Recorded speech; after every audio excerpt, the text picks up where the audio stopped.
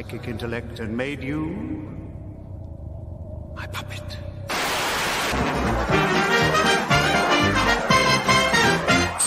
It's a bullseye! And here's your host, Jim Boyd!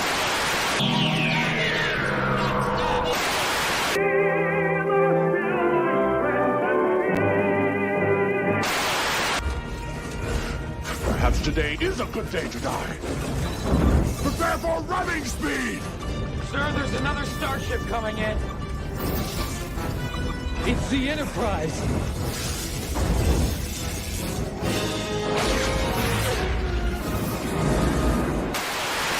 Your shoulder bone connected to your neck bone, your neck bone connected to your head bone. Now hear the word of the Lord. Them bones gonna walk around. Take a base of action. Green group, skip across the holding sector of each other. Admiral, we have enemy ships in Sector 47. It's a trap.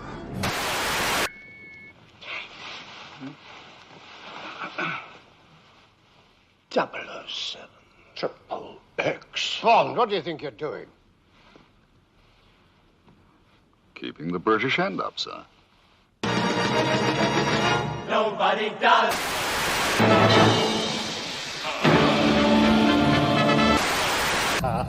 Sorry if I scared you. You'll like this bit. Yes, indeed, ladies and gentlemen, you will like this bit. I did like that bit myself, right? I bit of a fan of that bit, all things considered. I very much like my new introduction for Sundays, right? Had my favorite, but honestly, it's one of my favorite bits in all of Star Trek. Maybe today is a good day to die. And I also added in on Saturday a nice bit of Star Trek Next Gen, right? Although I should add in more stuff, like I think I got rid of the clip. It was there's a Mad TV Elvis Planet the Apes sketch, which I should add in. It was one of them. I should add more weird stuff in, right? I really should. But there was a lot going on there that I was sitting there enjoying. I would have loved to have been on set when they filmed that climactic scene to Spy Love Me. Keeping the British end up, sir. I bet they must have been cracking up, right? How many times must they broke what's the word? Corpse, I think is the expression. Well, you're finding him in on a pretty chill Sunday, so I have to tell you, I'm more relaxed than normal. I got no kids in combat right now. It is awesome, right? No kids in combat, and we're not planning a engagement party. However, our one irkdom is we still don't have the pictures from that engagement party for my son. Because, okay, you might think, oh God, he's going to be showing me his brother. Oh look, here's Kevin and Anderson. They're talking. No, it's not. Okay, this girl wore a traditional Yemenite garb, which is like this guy.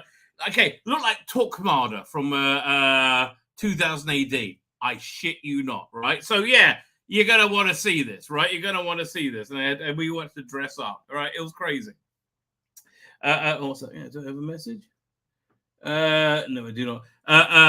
So yeah, look, you kind of, and it was really actually a very, very impressive event. I was quite chuffed, right? But as I got all that stuff I want to tell you, I don't have the bloody photos yet. I can't talk about it without the pictures, mate. Can't do it. So me and my wife were shouting at our son. He's like, "Whoa!" He's like, "Don't worry, it'll be good." He was being he's really charming on us, right? He's very good at that. So yeah, no, he's home for an extra day, which is really nice. He's going out to see the Bob Marley movie tonight. I didn't even know there was a Bob Marley movie. And what else? Oh yes, 1 second. Very exciting, right? Very exciting. When you live in Israel and anybody comes, you got to get them to bring stuff from Amazon. Just not saying it. I don't know what that was, but I guess we'll find out at some point. What's that one? No. Anyway, very excited. Very exciting. Got a new mail drop. Although I got 2 packages in the mail, which I'm really expecting. Looking forward to. One is Vault magazine. I really want to review that. I love Vault magazine. and the other one is the fanzine book, right? Howard just arrived. Oh, Ed Brubaker, Sean Phillips, where the body is. I love. Look at that, still wrapped, right? I love Ed Brubaker, Sean Phillips. They are a great combination. So I'll be reading this with glee and gusto. Let's have a quick look. I think Sean Phillips, is this his daughter doing the coloring now? She really does a very good job. I'll tell you the. Let me look at the credits.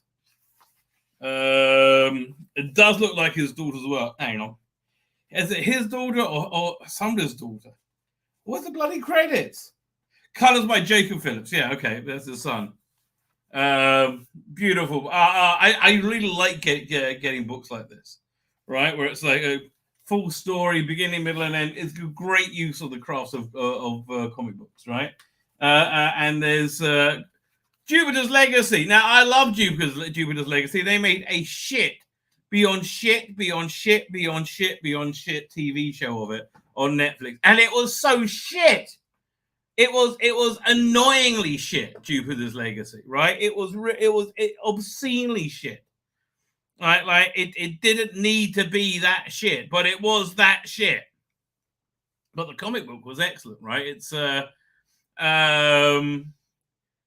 okay, so you had the first two books were essentially the main story, which was it drops you in at the end of a continuity, right? It's like 100 years ago, some people went to this island and they got superpowers, and then you had like a recreated society until you had the callow superhero youth of today who wanted to take over and then subsequently fucked everything up royally.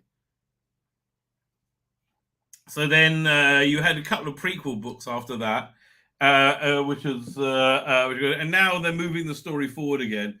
I'm quite excited by it, right? It's been a good book so far. So yeah, I will be excited. Okay, and in terms of things I've been watching, I checked out Shogun episode 1. So that's interesting, right? Okay, you know what it's like. It's exactly like this. In Watchmen, they're so sick of superheroes in that universe that that pirate comics became a thing instead of superheroes. Superheroes died out. Pirate comics comic books were like, the thing everybody liked. So people are trying out the storytelling techniques developed for superheroes on different stories. So Shogun is like, again, I've never read the book, but I remember seeing the James Cavill wrote the book, the Richard Chamberlain version, which I remember bits from that in that first episode. There is like in the Richard Chamberlain version, right? There's a bit where he first meets the unscrupulous warlords, and there's a bit of culture shock. And he says, "Tell him I piss on his kingdom," and they make him lay down, and he takes a piss on him. In this one, it's a little bit more violent and splattery, as is a lot of this stuff, more violent and splattery. It was and they use the special effects that you normally see in a superhero show for something else. That to me made it interesting, right? It did make it interesting. I have to watch episode 2. It's okay, right? It's okay. In this entertainment wasteland, it's okay. And then there's, what's the other thing? Constellation. That's really interesting. Right, first it stars Numi Rapace, right? The woman from Prometheus. Is it Prometheus or Covenant? Prometheus. Oh man, I wish they would do that third movie. Right, the other movies in the cycle. Right, I really like Prometheus and Covenant. I know everybody's down on it, but man, what an interesting story that told, right? Of this artificial intelligence that creates the aliens. Right, I really think, like, what's his name? Who plays him? Not Jude Law, the other one, the other Jude Law, right? They swap in and out occasionally. Magneto. Oh, yeah. Everything I can remember. Yeah. find out Val Dunican. It's not Val Dunican. I'm not thinking of Val fucking Dunican. What's his name? Magneto actor Michael Fassbender. No, yeah, not Val Dunican at all. Michael Fassbender. Michael Fassbender, that the creepy robot, right? Really loved him. Really loved that character. And people just hated the Prometheus Governor. I love them. I think they're all really good, right? I thought they were all genuinely really good. And I would happily watch any of them. And look, I hate Disney with every fiber of my being, but man, I have Disney Plus for at least a year. Like, I think we've got up to June or something before we have to re-up. And look, being able to have that content in 4K at my fingertips. Oh, that's gorgeous, right? That is gorgeous. And again, yeah. So I wish they would do more of that. Also, I wish I would do more of Raised by Wolves. I'm talking about Ridley Scott sci-fi stuff. Anyway, I digress. Why was I talking about Ridley Scott? Raised by Constellation. Yes, Constellation's really interesting, right? Okay, so this is so far. I'm only one episode in. But I'm looking forward to going. I think they're 4 or 5 episodes in right now. I am looking forward to doing a deeper dive on this because it's a really interesting story, right? And that's something where I'm, it feels like I'm experiencing a novel, right? So and it's basically Noomi Rapace as she's working on the International Space Station. And basically it's blowing up and freaking out. So something weird going on with some experiment on it. The guy from Breaking Bad, who was, Gus Fring's main guy. What's he called again? I don't know. I can't remember. He's in it. And yeah, so they're on this international space station that's crashing mainly in that's takes up the bulk of the episode with her in it, right? And essentially being the last survivor. But there's something weird going on as well. Something weird going on with the daughter. Something weird going on with her family. In the synopsis, it was why don't I just pull up a trailer? Why don't I just do that? That's probably the way to go. Yeah, we'll look at a trailer of. I'll look at a trailer of. Shogun as well, right? Because now I've seen the first episode, I can see what's it? Like now I can actually comment on and go, oh, that looks interesting. I actually say, oh, that's bullshit. It's not like that at all. Constellation trailer. But okay, my thoughts on Constellation is this. I had a In a fantasy universe, right? I would have absolutely loved him. Instead of Holmes and Hinchcliffe being hounded off Doctor Who in disgrace by Mary Whitehouse, which is essentially what happened, I would have loved if they left, in a blaze of glory, and then they were given a budget to do their own adult show, right? Bring their own brand of spooky sci-fi horror. Whatever. And I think if they had that, that's what this show would have been. Right? So it's a weird intro to it, but it is. That's what it feels like to me. Let's have a look at the trailer. I miss you. Yeah, it looks gorgeous. It looks freaking gorgeous. Again, I like 4K streaming, right? It's just, that's the thing I like now. Yeah, this is one of the things where I feel its budget is really earned as well because it's got a story to it. I miss you so much. I miss you too, Mama. Will you be careful out there? Always. Yeah, so that bloke, he does this experiment, right? and 5 seconds later, everything goes kablooey.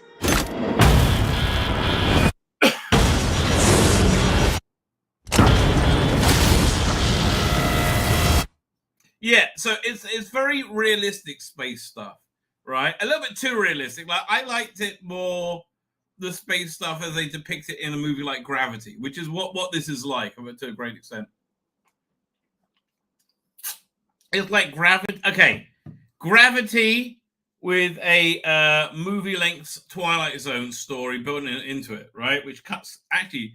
Now that sounds like Dark. What's that Jerry Anderson movie? The Other Side of the Moon or The Other Side of the Sun? Dark Side of the Sun? I don't know. Mommy! I'm very happy to be back home. But things are different. I have a piano in my house. And I don't play the piano. Yeah, so again, there's this like weird reality altering thing going on. There's something going on about duality. Which I'm finding interesting. Again, I find this interesting. It's like normally you'll get this as a crime drama, but now it's like a weird sci-fi fantasy drama. Do you have hallucinations? Mama? Yeah. Astronauts go through things they don't understand. That's when people come unstuck. When I was up there, the only thing I could focus on was getting back to my daughter. I miss you, Mummy. Will you be careful out there? Mummy, who was that? That was you and me right before the accident. Yeah, so I don't know, but there's this good mystery going on. I like I like Noomi Rapace. I really think she's a good actress, right? I'm always kind of happy to see her and stuff. But then again, I'm one of those wacky people that like Prometheus and Covenant. So, figure that out. That was not me. Mama? Where is she? Who?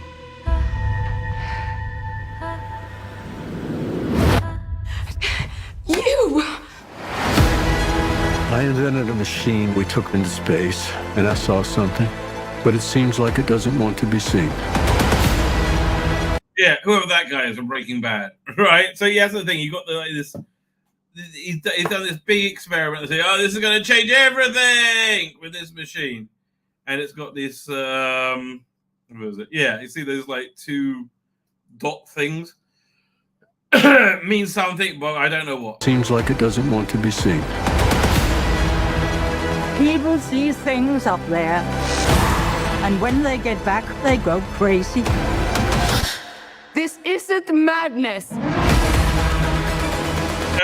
There's a great scene there where they're trying to find the sign that hit the space station. It's just that he's doing a space book for it, and there's this orange cloth, and then out falls basically pulls out what it was. It's a frozen, fossilized Soviet female astronaut, right? A cosmonaut. It's really weird. You need to help me. I need to go back to her. Do I seem the same to you?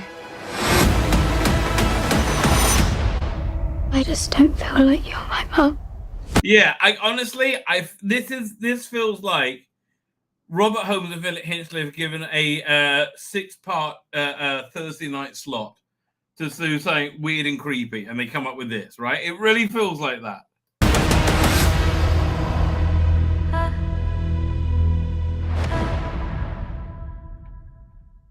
So yeah, for me, it's one episode in, it's a recommend, right? It's totally a recommend. Let's look at Shogun. Oh, Shogun. Also, there's a Tron trailer. I forgot about that. Shogun trailer. The drawback with Shogun is it's mostly in Japanese, and there's a lot of subtitles it's got to read, right? There's a lot, but looks freaking gorgeous and very interesting. Let me go that. But it does make you walk around and go, oh, sure. Oh, like in the most racist fashion possible. But it does make you do that. What can I tell you?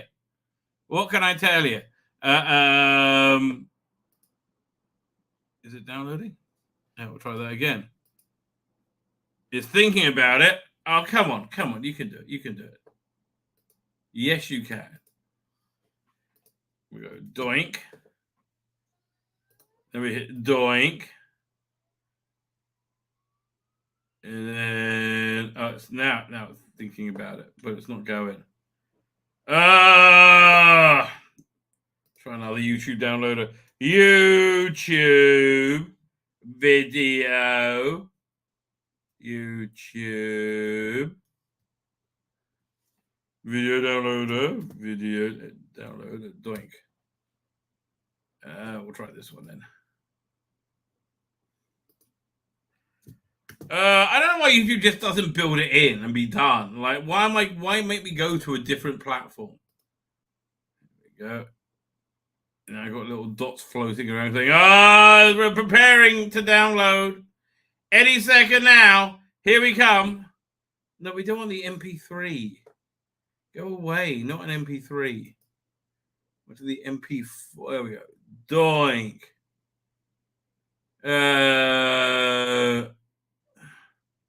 Saying download MP3, but I don't want an MP3. Is it an MP3?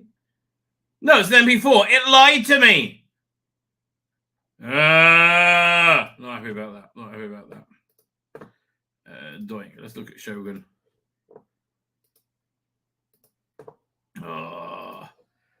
Bring back some Richard Chamberlain. Yeah, okay. It's not afraid of green screen or hot chicks, right? Or extreme violence or being very gross. I mean, there is that. But there's a lot of green screen. Like Masters of the Air. Like, I don't really care that it's all shot virtually. It all looks real to me. It looks freaking real. It, like, looks perfect. Right? I don't know what Hear me, my son. I alone will tell you the truth. Death is the only punishment here. So, essentially, the story, if you don't know, these people find their way to Japan, and the Portuguese are apparently the only people who know about Japan. It's their own secret trading hub, and they don't want anybody else to know about it. And so, but there's this like real distrust and culture shock going on of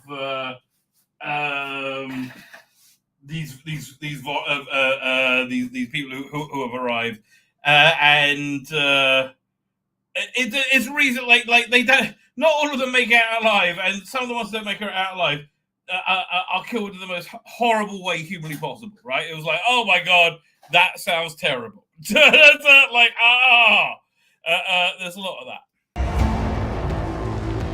I have not told you my family name, but it is well known in Japan. Many years ago, a great injustice stole everything from me. I have learned one truth, that enemies are everywhere and friends nowhere.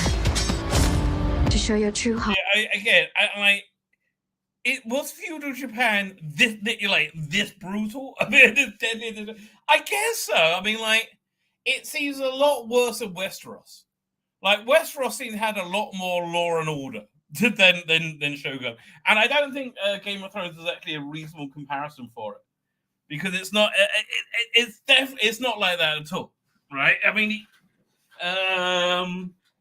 you have like the fish out of water thing about him learning about Japanese society. Yeah, doink. What is to risk your life? Because death can come for us at any moment.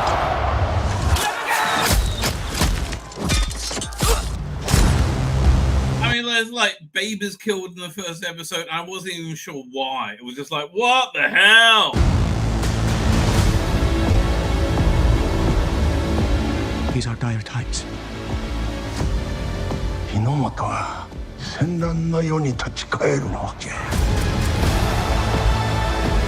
Doom lovers. I will say this is event TV, right? It's just a little bit cheap compared to event TV, what that normally is today. Cursed kings. These people are godless savages. Or maybe they just don't give a shit. What do you think? Toki wa kita!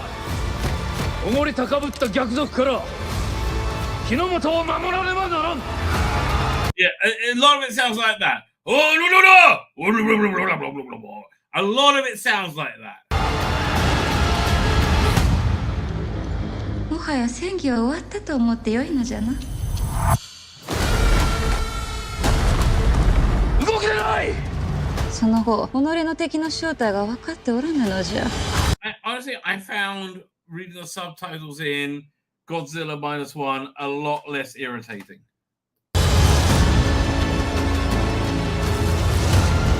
You cannot play their games. That's how they dominate. A title revered through the ages.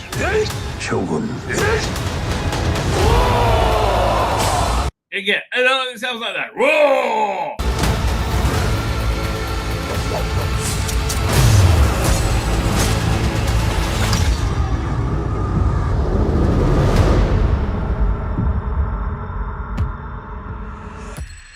Yeah, so I'm enjoying that. I have to say, I watched the second episode. Is what I've been saying, but in terms of enjoying it.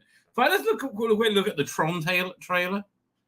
Tron, which I haven't seen at all.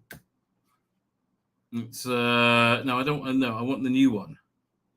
What's it called again? What's the new trailer called again? Look at, is it Bounding into Comics?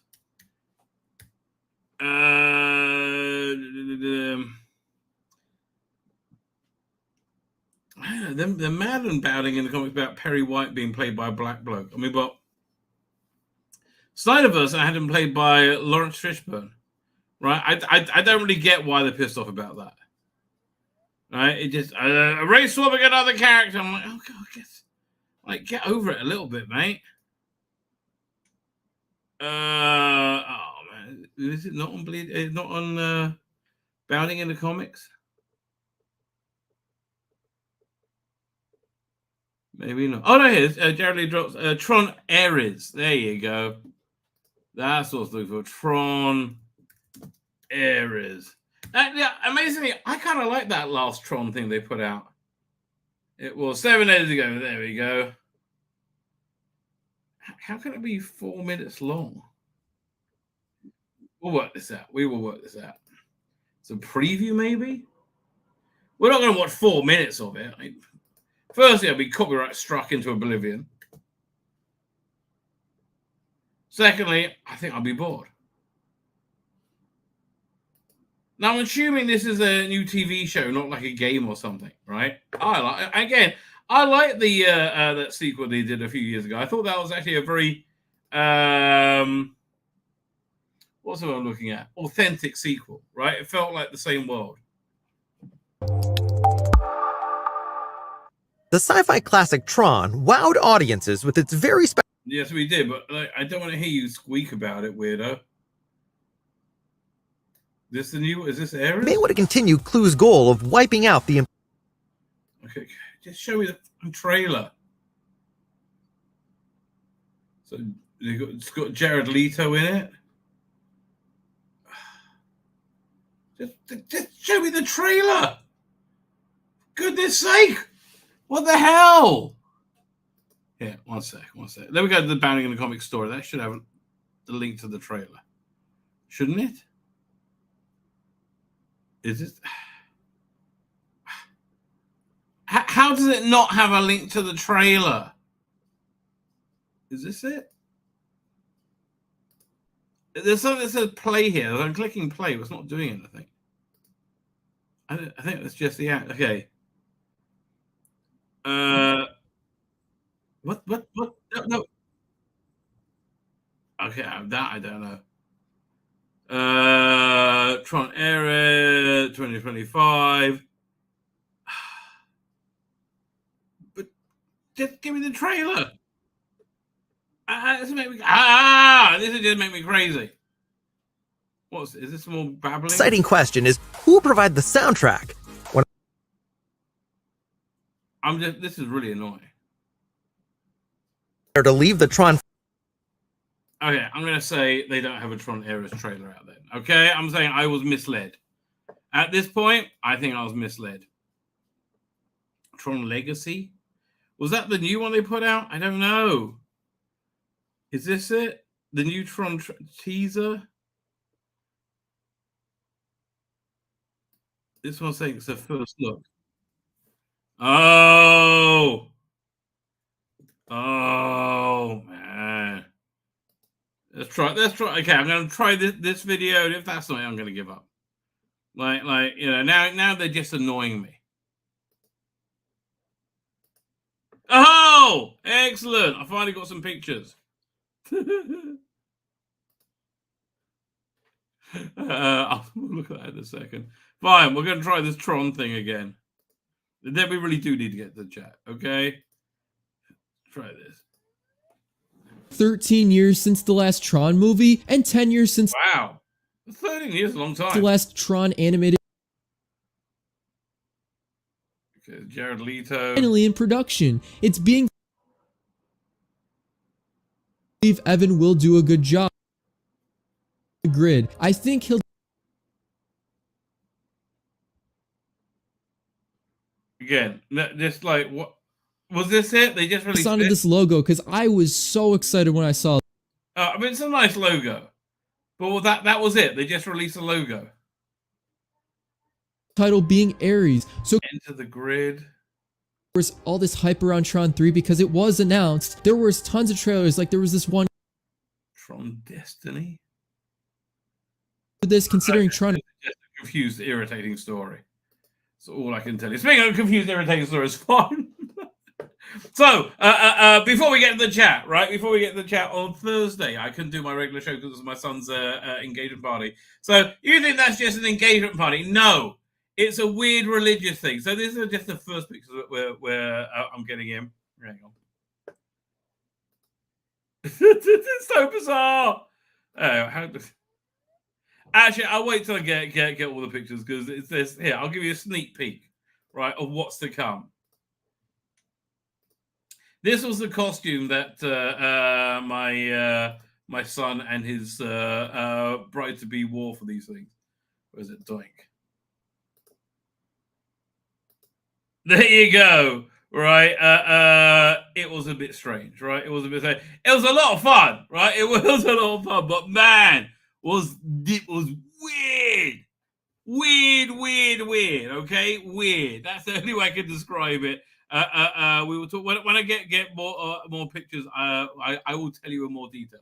Fine with that. Let's get to the chat. Oh, in fact, there's also. Yeah, we need to talk about the thumbnail. I mean, that's reasonably important. Finally, Tegan Javanka makes it to the thumbnails. Out to Air Australia's first class, cobbers, where the Vegemite is chilled for your pleasure. I know. Makes me laugh, mate. Makes me laugh. Now, I should have done like a more lesbian-esque Nyssa and Tegan on a bed together. But man, making a AI Tegan was a pain in the ass. Getting hair that vaguely worked was hard. So I went through many iterations. Many iterations. It's completely frozen. Come on, don't get frozen now. Wait, these not downloaded? Oh man, I'm so sick of working with the cloud. Like every time I go to open something, it's not. Here. Hang on. Let me. Is that the hair? One second. Maybe if I put it over here, I go to my AI folder. Go to Tegan. G'day, bros. G'day. How about this? I'm gonna just open up it. Oh, there you go. Do the trick. There you go. Virtual Tegan. Virtual Tegan. Again, just that kind of feels like Janet Fielding to me, right? Especially after watching Enlightenment, which I found quite enlightening.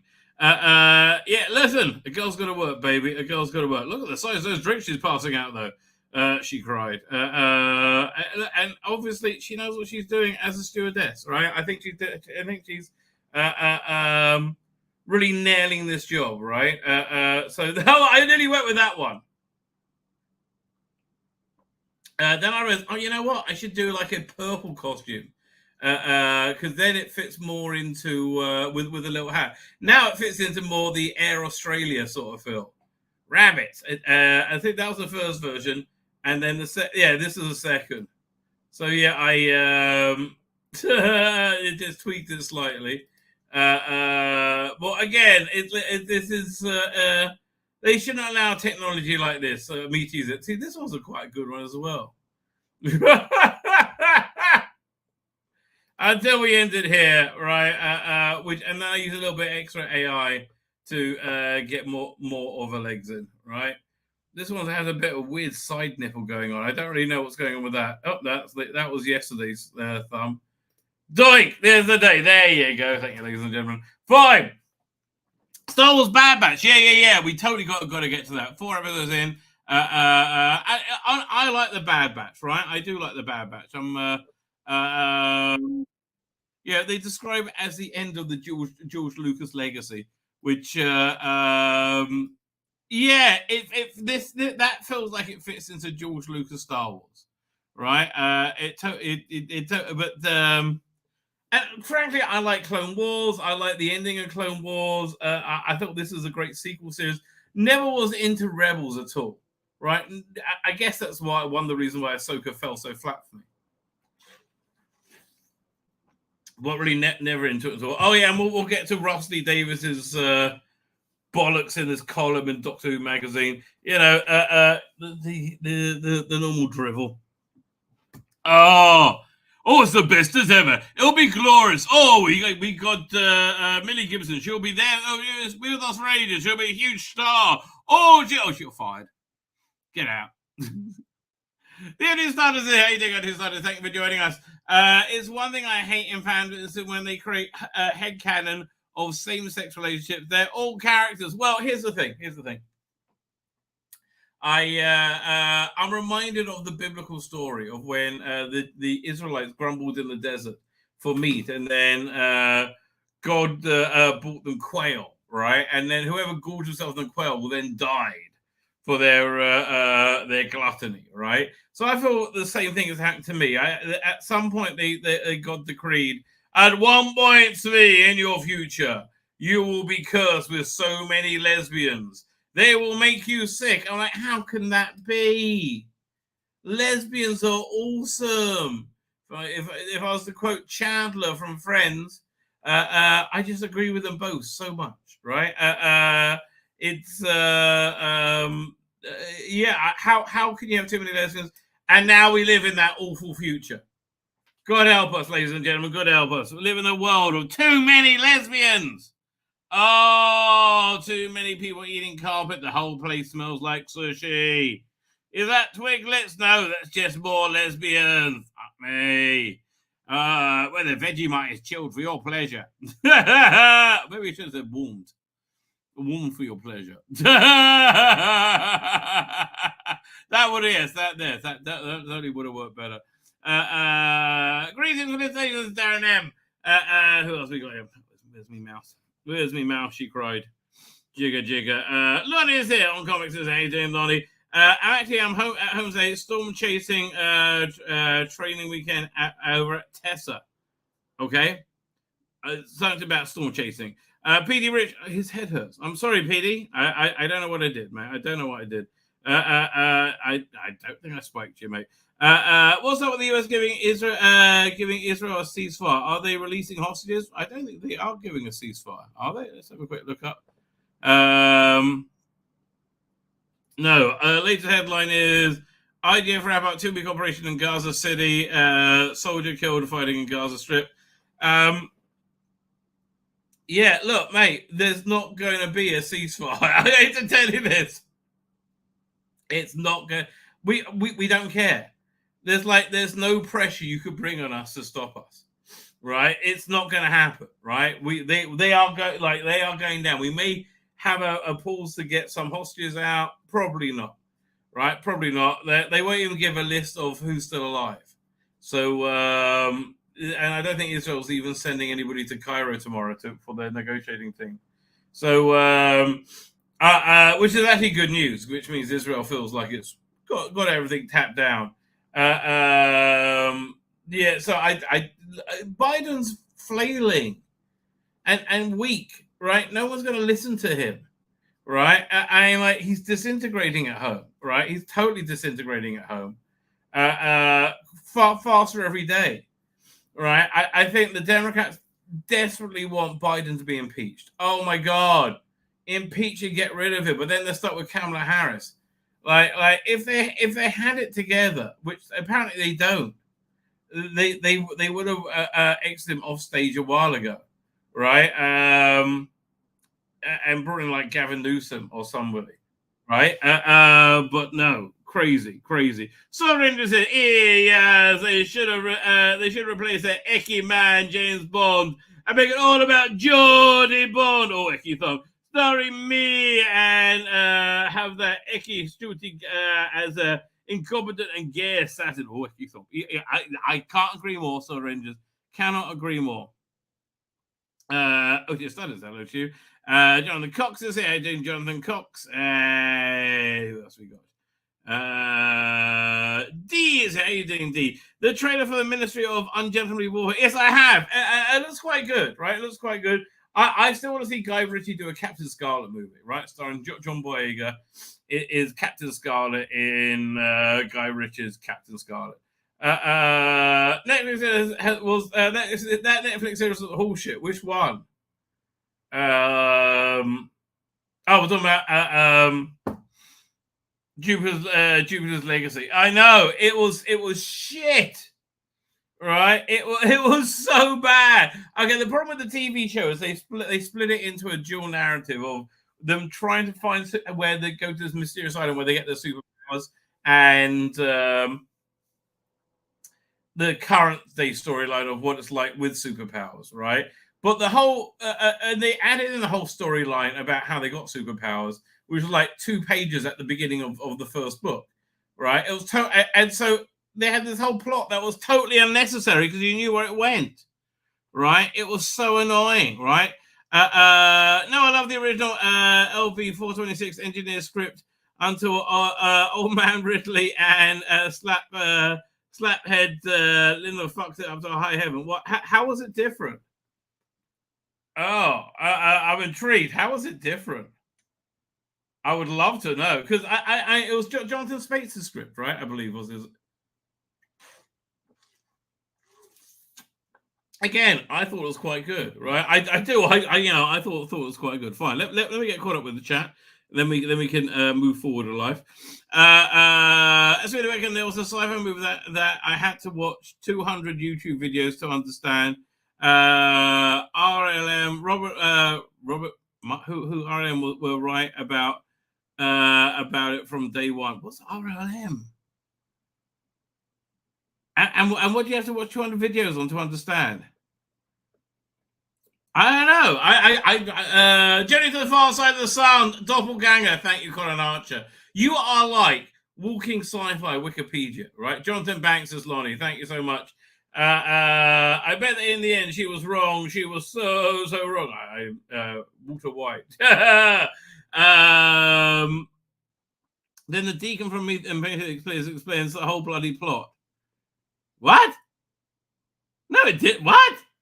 Wait. No. I saw. Wait. Are we talking about? That's how it should have ended, wasn't it? Oh, now I'm trying to find the thread. That and it was a sci-fi movie. Oh man, it's too long ago. Right, too long ago. I can't remember now. 1970 Shogun, Richard Chamberlain. We will talk about Shogun a bit more in a minute. Paul Towson there. How you doing, Paul Towson? Thank you for joining us. I've got to send a message. There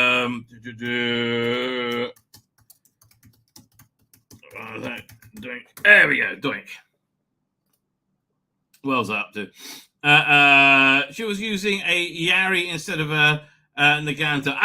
Dude, I have no idea. Okay, I have no idea.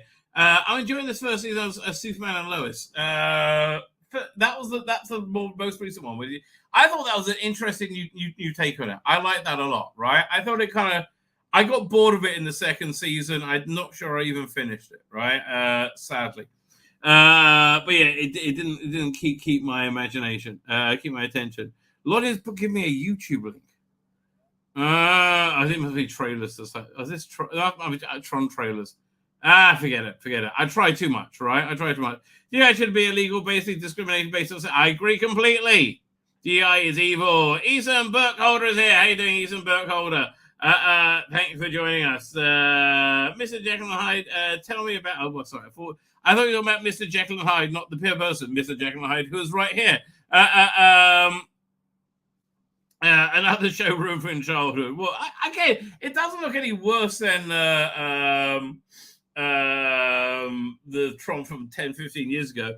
Rabbi's going to give Nyssa fake boobs, isn't he? No, baby, they're going to be totally real. Let me tell you, they're going to be like you'll feel that warm touch on your fingers if you subscribe, of course. Lonnie says Trump. I can't argue with you there, mate. Tzvi Lebetkin says P.D. Rich. Israel needs to send a piece of paper to Egypt with the words "Go fuck yourself" written in Sharpie. I think they do. I wouldn't worry, right? I think they're able to do it. Actually, sorry, I'm not making much sense. I'm suffering at the moment from fatigue, headache at the moment. Yes, I say that at the moment twice. Yeah, look, P.D. Rich is in another. What's that production? Every time when you tell me you're in a production, you're working on a production, I go, and you tell me what it is. I'm like, well, that's interesting. I'd love to see that. Literally everyone. Something I've always thought was insane, right? Insane. There should be just outside of Jerusalem in Israel, like some place where you can go, or the Galilee, or like some touristy area, right? In Israel, a theater where they permanently have Jesus Christ Superstar playing at least once a day and Fiddler on the Roof playing once a day, right? That's just crazy. It's just crazy that doesn't happen. That would be permanently packed, right? Permanently packed. So both myself and another YouTuber experimented with something this week, and we had similar results, right? We posted streams on Friday. Streams he did his on Thursday, mine on Friday. Which is just something that we wanted to do, right? Mine was a rerun. His something new, but they were very, very strangely interconnected, right? Very strangely and intimately interconnected. So I feel very strangely and intimately interconnected with this fellow YouTuber. He is, and that strange, intimate interconnection, does elevate one. It floats one's boat. Metaphorically speaking, of course. Who could elicit such a reaction from the rabbi, other than royalty, even the pitifully low level of royalty that is Birmingham's King of the Geeks? It is, of course, Dan Hadley. How you doing, sir? Hello. Hello. Yeah, jolly good. I'm okay. I'm finally okay. I'm back online. I'm back connected to everything after 2 days being off with an IT problem. What's been going on? I always rely on you to tell me what's been going on. Honestly, it is quiet as anything in Doctor Whoville, right? More people are talking about the Willy Wonka experience. Karen Gillan actually posted about it, saying she wants a job in it. The Willy Wonka experience. Is this you porno? Didn't hear about the Willy Wonka experience? No, really? Here, let me look at Karen Gillan's account. The Willy Wonka experience. Yeah, no, this was a this was crazily bad. Oh, here it is. Look at that. Yeah, one sec. Share screen. I mean, this is generally the biggest. What most people are talking about on fandom right now. Share screen. Twat. Karen Gillan. So yeah. So this is the Willy Wonka experience in Glasgow. It was a disaster. The script was 15 pages of AI-generated gibberish. The villain was made up called the Unknown, an evil chocolate maker who lives within the walls. The event had no chocolate. Kids were given a single jelly bean and a cup of lemonade. Right? So Karen Gillan posted on this. Please cast me in this. Like a movie based on the story, not the actual thing. Actually, no. Either is fine. Oh, Karen, we love you, baby. We love you. She's so funny. I mean, he does look like Nosy Bonk's slightly less scary younger brother. Well, Nosy Bonks is a very intimate connection to Doctor Who, right? Was that played by Sylvester McCoy? Not that I'm aware of. I don't know who Nosy Bonk was. He was one of the O-Men, which was also on Jigsaw, right? I know. I wouldn't put it past him. Obviously, if Nosy Bonk is out there watching us, Rabbi, they've only got to drop us a comment, haven't they? Look,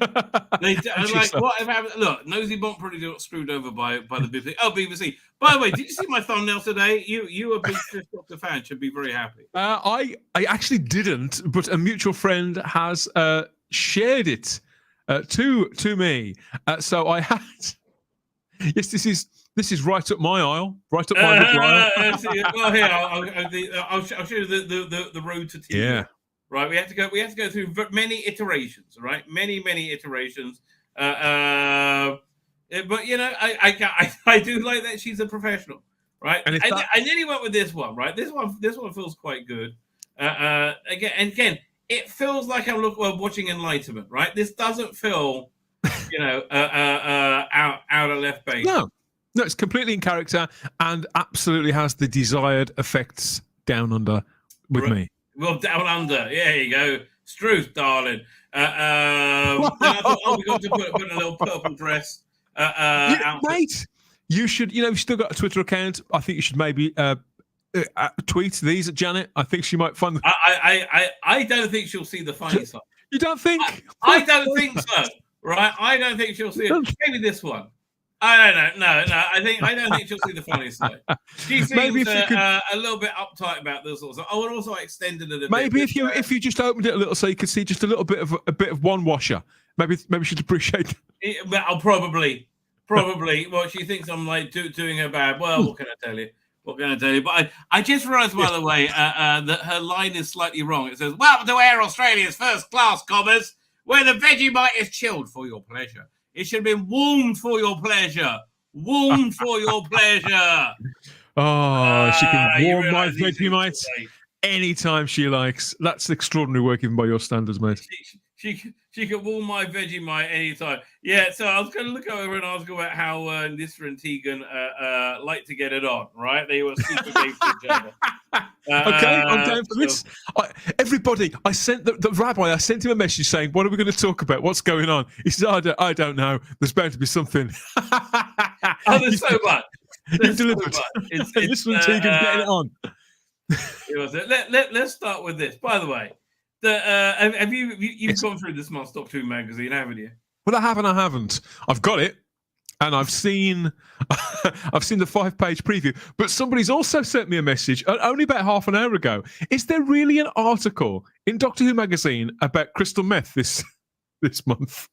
Well, it's Crystal D. Same thing, I guess. Oh. Because a friend of mine is under the impression there is an article in there about crystal meth. Unless I've misread. I haven't got to it. I was about to read the Rusty Davies. Oh, let's get it up on screen. Let's have a look. This is a really bad cover. Like it does. It just feels like. Yeah, this message says the same kind of production ethos as Hello Magazine now, right? Well, I talked about this last week on the YouTube channel, and I felt I was asked a sincere question by somebody that I'm very fond of, so I felt that I should answer them directly. But afterwards, I felt like I'd been a little cruel to the editor and designer currently on DWM, because, like you, Rabbi, I think a lot of this title, and in some ways, I can't imagine life without it. And then 48 hours later, they revealed this cover, and I thought, you know what? Fuck them. This is terrible. It's just like it all seems so lazy. Well, you work in this. You work in this sector as well. When you've got a cover there made up of 1, 2, 3, 5 elements if you include the logo, 6 if you include the type, and they've used the same backdrop, just a different color behind the Pertwee and the Dalek, the Goblin, and the Valyard. They've just tuned the color values, used exactly the same artwork, and popped it in a circle there, all bouncing around shooty. It's so low energy, so minimum effort. There's no crack in this. Minimum effort. That's exact. And again, I just feel that so much of this era, it's just kind of like is just like a low effort shambles, right? I really do. So like, I used to love going to the Rusty Davies article, right? I used to be like, oh, what's he going to say? Yeah. Although I am quite looking forward to this goth opera coming out on audio. But yeah, like, hey, this is a great example, right? Their big poster. You wouldn't even know this is anything to do with Doctor Who if you're walking that. Like, if that's at a bus stop, you think it's like, I don't know, some feminine hygiene products, maybe. I don't know. You won't even look. Freshen up your lady garden with Exactly. Cosmic Joyride. You know what? Somebody should try out the freshen up your lady garden tagline. I bet that would actually work, right? I bet that would work. Yeah, we could roll it out on the socials and see. Yes, yeah, that was. By the way, this was very good. This was good, big finish. Good big finish. I haven't decided whether to get Dark Universe yet or not. Have you Dark Universe? I've read up about it. This is the Dark Gallifrey thing, isn't it, with Morbius? Yeah, Dark Gallifrey. He's played by Sam West now, isn't he? Yeah, but they played him about 10 years ago on I think the third or fourth McGann Lucy Miller season. Yeah, I think that this. I'm quite intrigued. The problem is, right? I think in this instance, Big Finish have got the marketing of it and the casting of it that we've seen actually bang on. And this is a really exciting and creative. You've said to me a few times, and I think which means you've probably said to the world, to the universe, that often the more left field ideas, the more experimental ones, tend to be Big Finish's best ones. Yeah, and absolutely. This is a prime example. This has every ounce of potential to deliver on that, and yet I think they're going to screw it up somehow. I know. Okay, fine. After I look at this, I was gonna go look at the info for the first releases. The covers are terrible. I noticed. The covers really put me off buying it. Right, the covers are absolutely awful. But I don't know. But the writers are good, and they've really been trying with their new stuff. They've really been trying to not be woke arseholes sometimes. But failing often. Anyway, speaking of woke arseholes, let's look at Rusty Davies. Do you remember just a few short months ago, say 6 months ago, where you and I were kind of saying, well, Russell, okay, yeah, he's getting older, a bit crustier, and a bit more ill-tempered, but he's still a genius, a big-hearted genius. Yes. Yes. How wrong we were. Listen, maybe this coming season is going to be great. I don't know. I thought Shuji and Millie had great energy with each other, as you did. And if they just ignore the past and just move forward at this point, right? Just don't talk about Gallifrey just move forward, right? And like you can have old enemies, but they're not going to in this first season, and just do Doctor Who type adventures without focusing on trans people constantly, right? It could be fine, right? It could be fine. Well, now you've got two spectres hanging over the season one now. So you've got the spectre of Jinx Monsoon. Oh God, I forgot about that. Yes. Let's lean, and I'm not. As I say, I mean, I count myself as somebody who's generally pretty upbeat about this. But and I don't think the character's going to appear for a couple of weeks into it. But until that character appears, everybody will be braced because it will be all about them. And then you've got the other spectre of it is the Millie Gibson's departure from it. So you've already got two great big shadows hanging over the thing. And it's so unfortunate. Right. I just hope it doesn't make its way through to the general public. What's he got to say in it absolutely, because here's the thing. Why was there such great buzz around the Marvel movies, right? The Phase 1 Marvel movies. Firstly, you had like the fandom was ecstatic about it. And that really got people excited about it. And then when they got to the cinema, they had a fun, entertaining experience. It was like a 1-2 punch. But it's like the fandom always works as sheepdogs to the normies, right? So and the normies always can smell, even though they're not conscious of it. They can always smell when something's not working. Which has a fandom. So I think it is going to hurt it, right? I just think this entire production is just shambolic. It's really the only way to describe it. It's absolutely shambles. There's still not anything out about Millie Gibson. Like, still. Let alone, well, a few months ago, a couple of years ago, shall we say, never mind 20 years ago, Russell T. Davies would have exercised some sort of executive decision-making to have, for example, in his last column in this magazine, he said that, it's not ideal that there's that gap between Christmas and May, and it clearly wasn't his choice. And he made every excuse under the sun.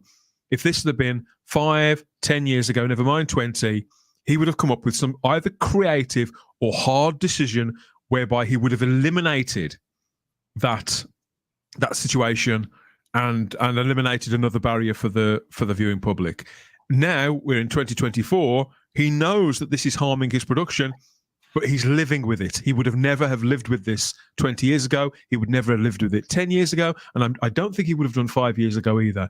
Is he getting tired? Is he getting complacent? I think having a major streaming partner is a lot of red tape, right? There's a lot of even there's not notes, there's just a lot of levels of management you have to deal with on everything, right? It's that's what I think has really gummed up this production. Anyway, let's see if he can enthuse us. Hello, faithful readers. We are busy in capital letters downstairs in Wolf Studios. All 7 stages are full to the brim. Studio 1 contains a unit ops room. Oh, please, Ruby and Carla's flat, both about to spring into life. In Studio 2, there's a remnants of the Christmas 2024. Studio 3, hospital. Studio 4, set so real we could rent it out as its actual self. Okay. Studio 6, the TARDIS. I hate that. And an absolute labyrinth of a set. Richard Collison said, I walked around it yesterday and got lost. Okay, none of this makes it any better. Right? It's just a clanger. Right? And the more they talk about it, the more that TARDIS set is everything this production is. Right? A massive waste of money that they're insanely proud of that doesn't do anything for them. Like, that's the entirety. I mean, that set just doesn't do anything for them. If they actually reproduce a season 14 TARDIS console, that would do more for them, and it really would. It kind of exists really as more than a set. It's sort of a totem. It's sort of as if to say, we've made it. We are now on a major streaming platform. We now have all this financial backing. Look, and that's that. It's not functional in any right greater or less than the other ones. Even stuff like the console is too big, let alone the room. The console's too bloody. You'll need 20 people to get around it. It's ridiculous. Anyway, what was it? But hold on, wait. Hype to come. Season 1's not quite here yet. We had a marketing meeting about it the other day. Then then the question was asked, after launching the specials and then Christmas, can we really manage another big launch so soon? Well, yeah, because people forgot. Because nothing made any impact. That's and in fact, probably I think was detrimental. Sorry, you were going to say something? No, I agree with you completely. No, those launches you can have a relaunch and try and forget everything that happened. Frankly, can we really manage on so? But then the BBC One team unfold their magnificent plans. I can't believe BBC One has magnificent plans for anything, right? No. I've never seen. Okay, so in England, right, you've got this thing with Lee Evans getting in trouble last week because he said Sadiq Khan had been captured by jihad or Islamists. Oh, you're talking about Lee Anderson, Lee Anderson, not Lee Evans, very different person, right? So I think he was speaking metaphorically, but the point is this: okay, if he has or he hasn't, he's certainly acting like he has, right? He's certainly acting like there's a 2-tier policing favoring, Islamic extremism and clamping down on, to my view, from my perception, there is 2-tier policing, not just in London, in a large throughout England, right? Throughout England. So, Yeah, what was it? So yeah. What was I going to say? Two-tier policing. Something about yeah. Oh yeah. So they can keep telling us something as much as they like, right? They say, "Oh no, well, are you crazy? There's no evidence of that." Same with this. You keep telling us you're going to do great plans. You told us that during November and October, November, December, right? And we the only good bit we got was 35 minutes of Doctor Who. Right, that's the last 35 minutes of the Shooting Gutwer episode, which basically everybody apart from you and me hated. Right, it's like literally everybody hated. That was the high spot. Fuck me, that's not a success. There are more people. There are more people out there that enjoyed it than you'd think. I don't want to say it's a vocal minority that are stamping their feet about it. I think that would be unfair, and it would be it would be unfair, and it would be churlish. But there are plenty of people out there who enjoyed it and are on board up to a point. But the problem is that they're not captured by it either. They're not enraptured by it. They're not in a situation where they can't wait until May. They're also in this kind of weird limbo, which is understandable because it's just been one episode. It's like stopping Matt Smith. Imagine if the Matt Smith era had have stopped after the 11th hour, and then we've got The Beast Below 5 months later. No. You know, I don't think it's a fair comparison because Matt Smith wasn't coming from a point of like absolute failure followed by massive disappointment. No, that's true. I'm not saying it's a blueprint the same situation, but for something that's being set up kind of box fresh, which is how there's a great many people who do feel that way about it, who didn't watch the Whittaker stuff, or who were able to compartmentalize it as I am. I've annexed it. It doesn't affect my view of the Capaldi stuff. I know a lot of people who struggle to watch the Capaldi stuff because of where it goes, for example. Doesn't affect me watching Capaldi.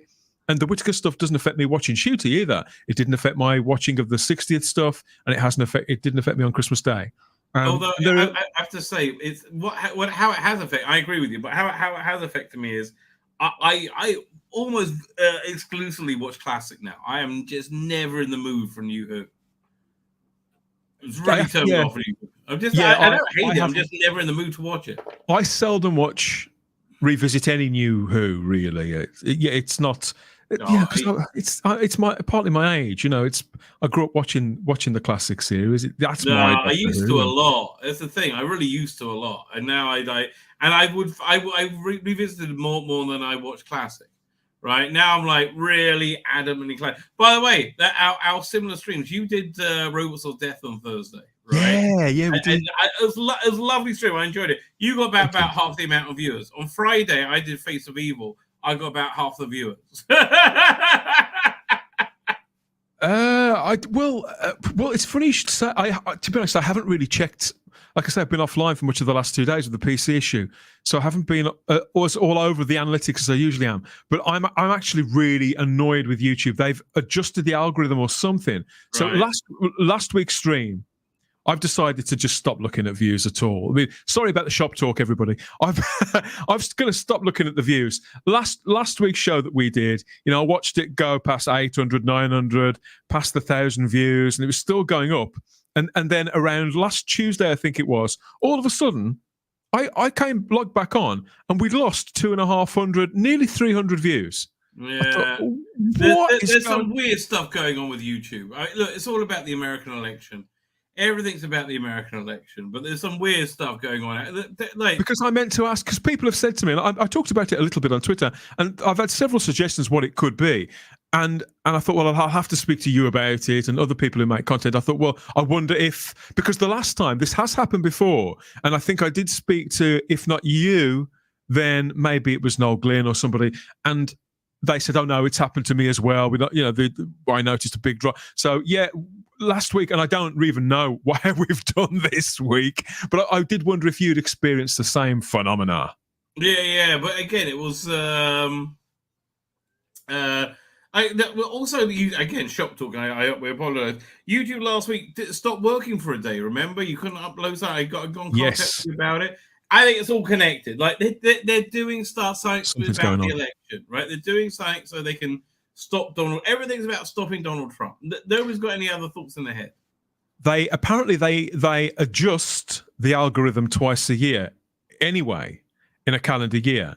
Right. But yeah, I did hear a far bigger voice talking about this again. I think it was on YouTube, come to think of it.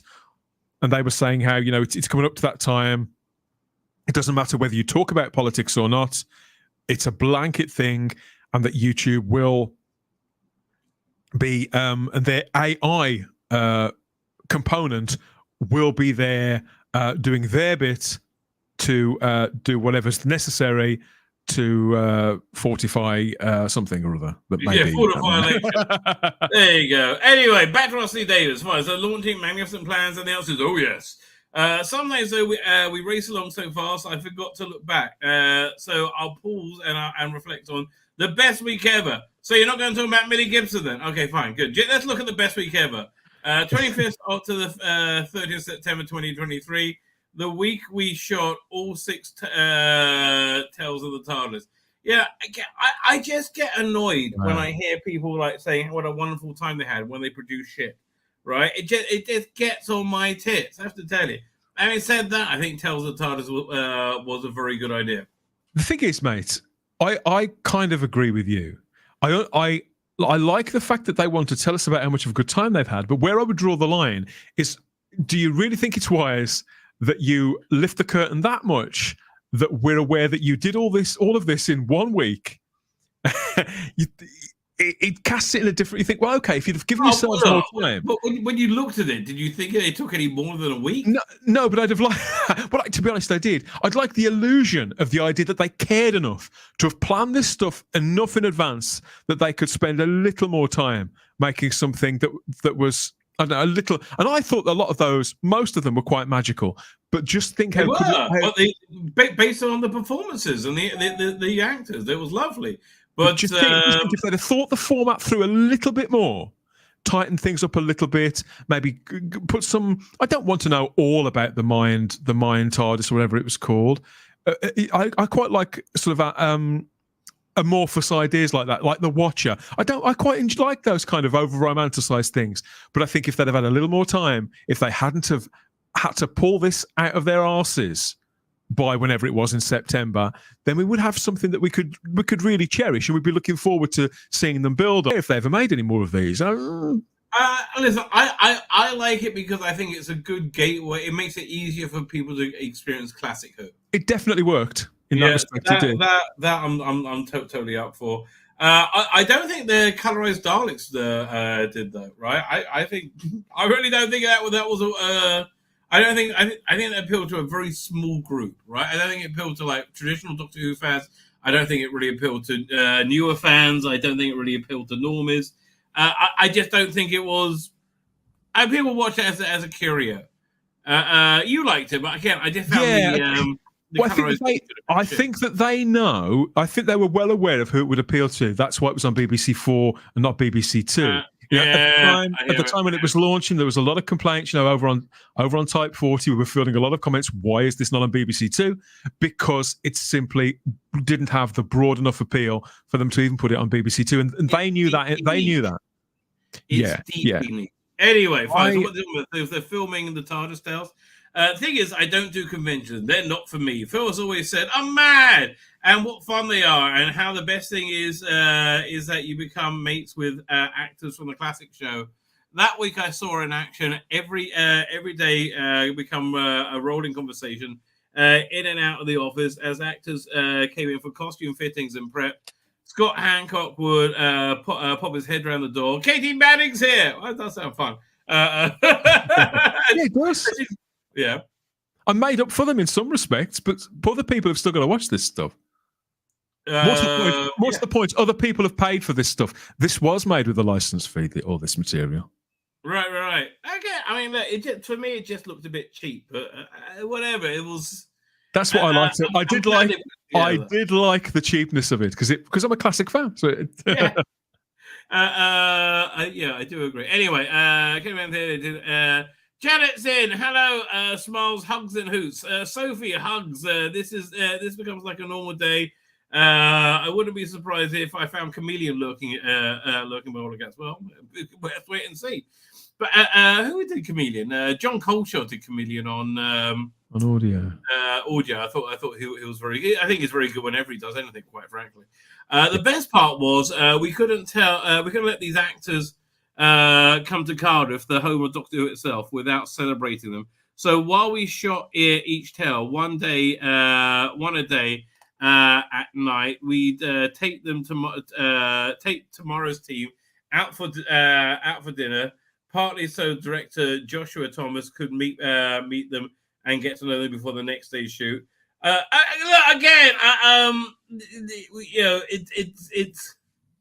I do feel like it's like waving like their extreme power and privilege in our face. Like, oh, now we got to play with Tom Baker. Whoa! It has got that feel about it, isn't it? It does, doesn't it? Gives off that stench. Let them eat cake. But to hell with that. I mean, and look, it's nice that they're doing something that I would enjoy. Don't get me wrong. Like somebody's doing it, but like, and I'm glad they like it. I don't want to be jealous. But like, fuck off, mate. Can you make me some good Doctor Who, right? Without chicks with dicks in being the center of the fucking stage for 10 minutes, right?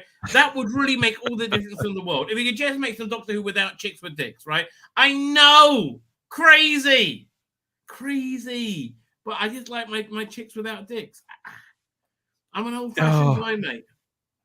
You're so hard to please. Rusty Davies likes the dicks. That's the trouble. He does like the dicks, all right? He likes them when they're on chicks. He likes them when they're on blokes. He's non-negotiable, isn't he? He does like the meat trumpet. That is true. Be it feminine one or not. Anyway, and the best part we couldn't tell blah blah blah. Probably so.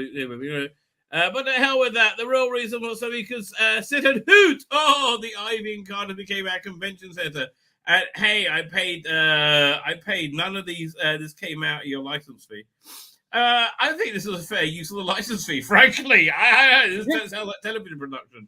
The joy of it, the laughter, the comradeship, the family, all right, slipping together in the same language, the same references, the same in-jokes. But the problem is this, though. That it just like makes it so it's impossible for anybody not to shill for you, right? Like, it's like, let's say you do unwashable garbage for, you say, they're all going to say, oh, it's the bestest ever. Isn't shooting marvelous? I mean, because they like them. They talk about for dinner. There's an interesting law in Orthodox Judaism, like when we have like courts and all that legal stuff, yes, that a judge has to be wealthy. So because you can't, and he's not allowed to accept anything, because if you accept anything from anyone, you're indebted to them, and you can't really do anything about it, right? So it's that. Well, that's probably why we have Sophie Aldred going, oh yeah, Jodie's the bestest ever. Like, because she gave her a job, basically, I guess. I don't know. Anyway. It's human nature. You asked me a few minutes ago about the Daleks in colour. And, I've spoken honestly about the Daleks. I did genuinely like it. But I won't deny the fact that I know a couple of the blokes who worked on it. Makes a huge difference. Makes it, means that I can't speak completely neutrally about it, because I've known these guys for a few years. I've publicly endorsed their work. I've interviewed them 2 or 3 times. So so all I can say, I'd like to think I would have enjoyed it anyway. I'm pretty sure I would have enjoyed it anyway. But you don't go out of your way to be impolite. I mean, I haven't messaged either of them with the things that I didn't like. And what? Why would you do that? Exactly. Like why be a dick? They work very hard. Right. Absolutely. Yeah, I agree with you there. It's just like honestly, it just kills me. We're so close to technological breakthroughs that all this all they're doing with reconstruction right now, I just feel it's like a waste of time. Are you getting the Celestial Toymaker reconstruction? I am. You are. Ooh, we have to talk. Maybe we did. Yes, yeah, we did. We've sorted it out. Okay, I couldn't remember. When's it come out? That's soon, isn't it? I think it's out. Is it out tomorrow or the week after? I think it may be out next Monday. It's out soon, if not tomorrow. Okay, it's because the screening of it at the BFI, people liked it. They said, "Look, the trailer looks shit, but this actually really worked well for some weird reason." I think that, again, speaking, I'm somebody who I don't like the look of it, but speaking as somebody who likes animation, watches a lot of animation, I think there could be something with it whereby if you sit down and watch it and you kind of let it work its magic, maybe that as a piece of work in itself, it's all kind of looks as if it belongs within its own little world, and it may be okay within the confinement of that 100 minutes that one would spend watching it. Okay. Which does hold, and for everything that it isn't, it certainly isn't what. These aren't the choices that I would have made. This isn't my preferred option at all. But I'm going to buy. I'm invested. I'm buying this line anyway. I'm supporting this line anyway. So you think, okay, can you enjoy it on any level? I think if you can sit down and for that 100 minutes be served up something that looks where everything belongs of itself and that at least matches the voice work, then that's not a bad thing. That's not necessarily a bad product. Honestly, on its own terms. I wish I was like a billionaire, because I would, as a private commission, pay Callum Weston to finish off those 2 episodes. I agree. I mean, without blinking. This is why I'm very sympathetic and respectful to Ian Levine and what Ian's trying to achieve. Yeah, even though what he does, generally speaking, I think kind of cack. But God bless him. Yeah, I think Ian's heart is in the right place. Exactly. He has put his money where his mouth is multiple times. I also know that, but I've also spoken to Gary Russell. Gary's a nice fella, and I know that he's not aiming to piss people off. No, but what can I tell you? That's the trouble with not having anybody in the entertainment industry, that has any different thoughts. Right. What I don't understand is how you can have this community, and more to the point, this resource, this reserve of immensely creative people, highly motivated people who really care about this brand, who ultimately all want the same thing: the endurance of Doctor Who and the broadening out of its appeal. But nobody's speaking to one another. Everybody is sort of not vilifying one another as such, but it's poles apart. A lot of these end results. Okay, because everyone's filled. We're in the middle of a religious war, right? This is like the Cultural Revolution in China. We're in the middle of a religious war. We are heretics to them, right? To people like Gary Russell, even though he loves Doctor Who. I don't doubt that he loves Doctor Who as all his life. But we are in the middle of a cultural revolution, and they can't let it go, right? Ralph C. Davies, Starbeast, you just can't let it go because we're in the middle of a cultural. It's a religious war. It really is. It's a religious cold war. That's that. But yeah, and that's really the problem. Anyway, the joy of it, the last of comrade family is Sibby Jack Fine, the Jane. We all raised toast to John Nathan Turner and to many of those long gone. And it was wonderful for me to meet people who I built up in my mind from 100 interviews in Doctor Who magazine, and then to see more, to look deeper and to meet the real person underneath. Not with any great surprises. The people are the people you get, and that's wonderful. But we're all a bit more complicated than our anecdotes. Well, that's actually see, that's why I like Rusty Davis. He has like bits of genius like that. He's right. So to relax, to talk, to muse, to reflect was such an honor. Colin's so wise about the industry.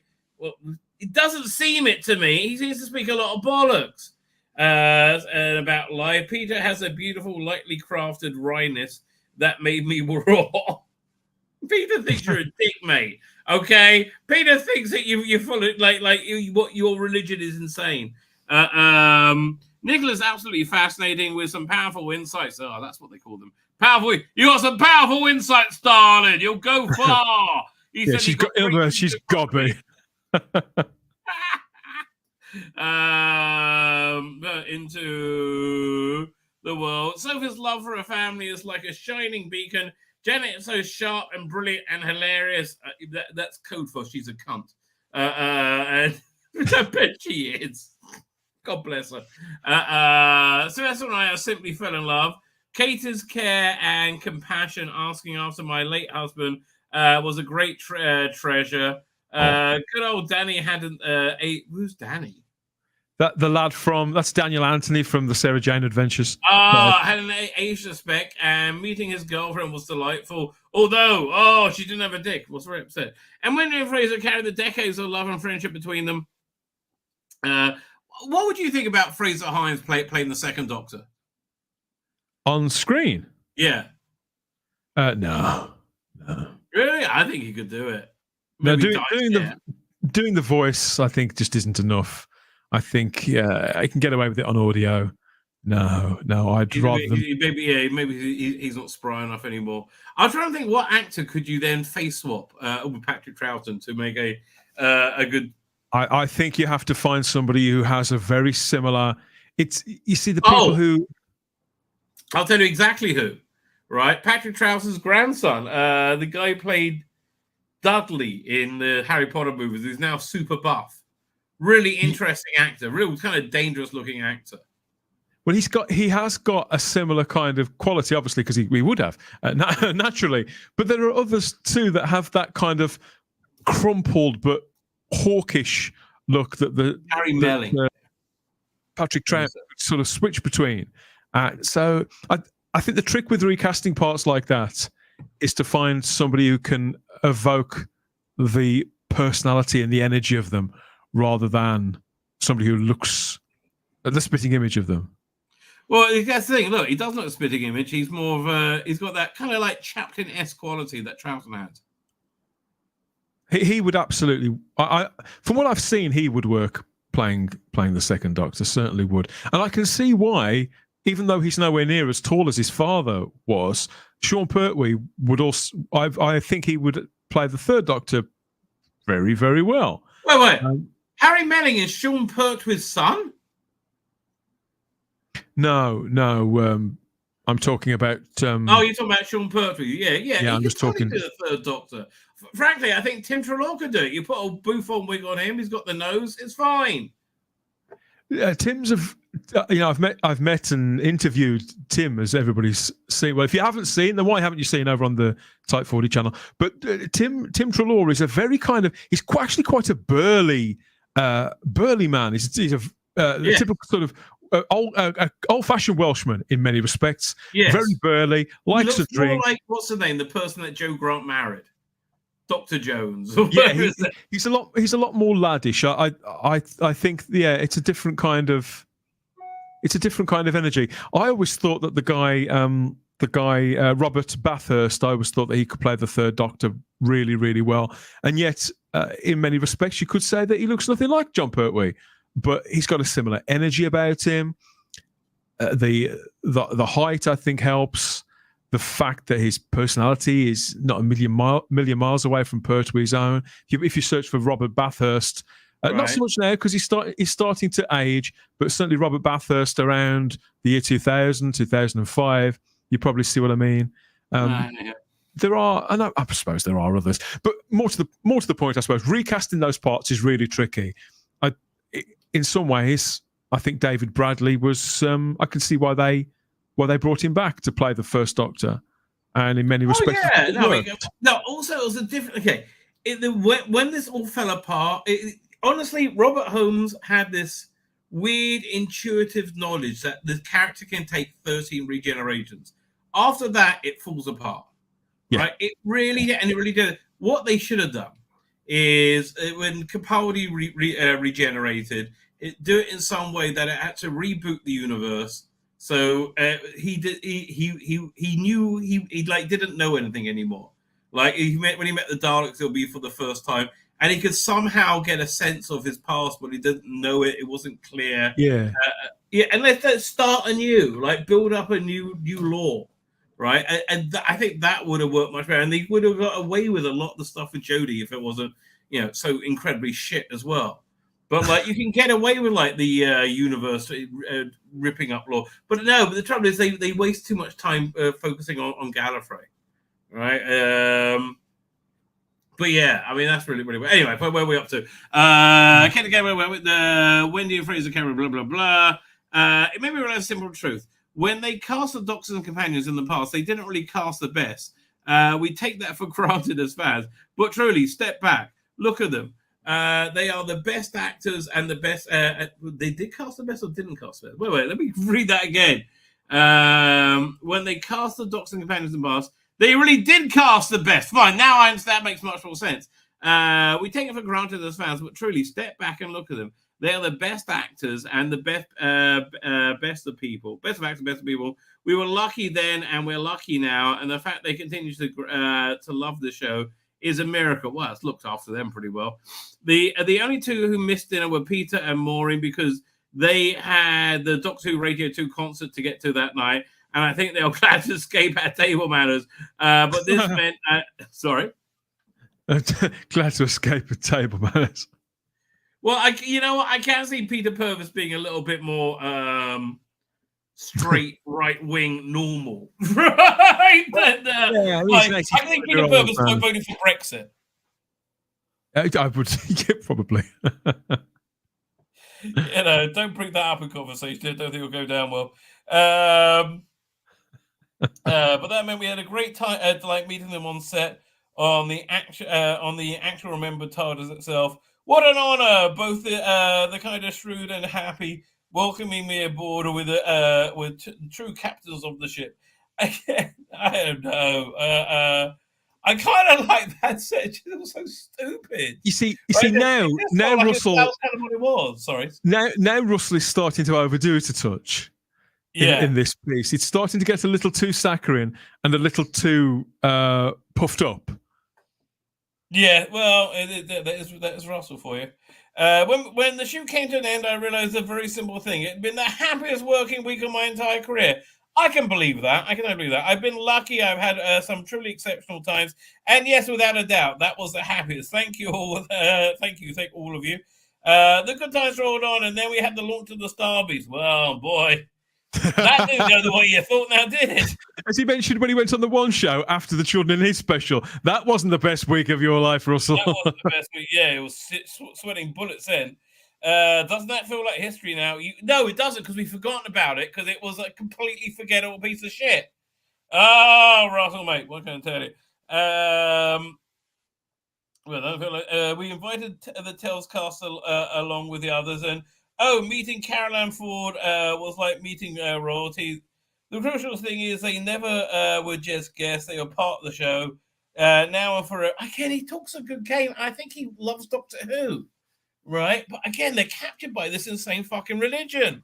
That makes them completely bonkers. And it does. It makes them completely bloody bonkers. Like, I just don't think people with penises are women. You Nazi! No, I'm not. Well, the expression I've taken to using lately is intellectually compromised and ideologically captured.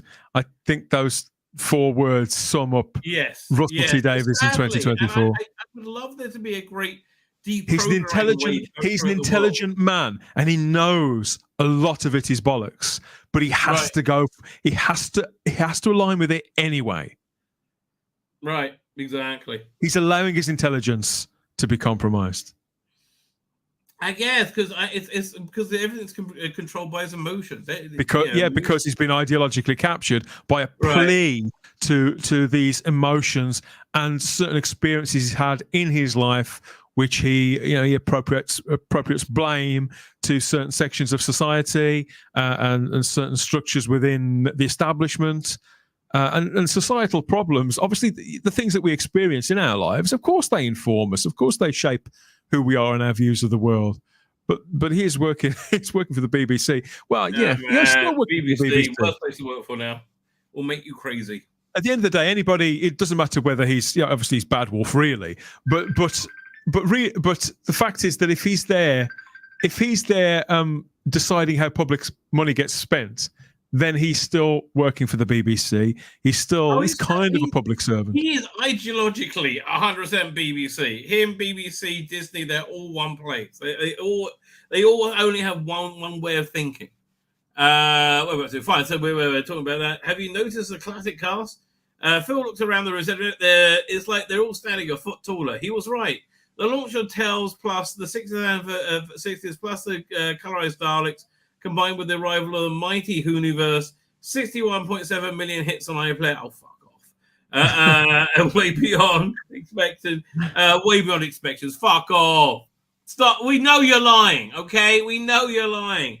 Has brought down the final barriers. We've always been unsure of the correct phraseology. Classic Who, new Who. It doesn't really matter anymore. It's all one big, wonderful Doctor Who. Well, not really. I think you're just saying that to legitimize your stuff that hasn't really been a lot like Doctor Who at all. So, not really, no.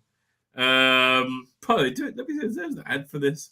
They're putting out a trade paperback, or the second trade paperback of the Jodie strips. And I'm like, here, do I have a picture of it here? Great cover. Yeah. Don't get me wrong. Really great cover. Oh, that is quite a nice cover, yeah. It is quite a nice cover. And I think they spent money on that cover when they, I remember the artwork for it was really bad. I think Scott Gray did the artwork on it. It was like really, really, really ropey.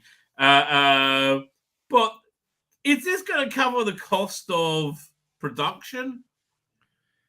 I can't imagine, right? I can't imagine it's going to. No. It's, yeah.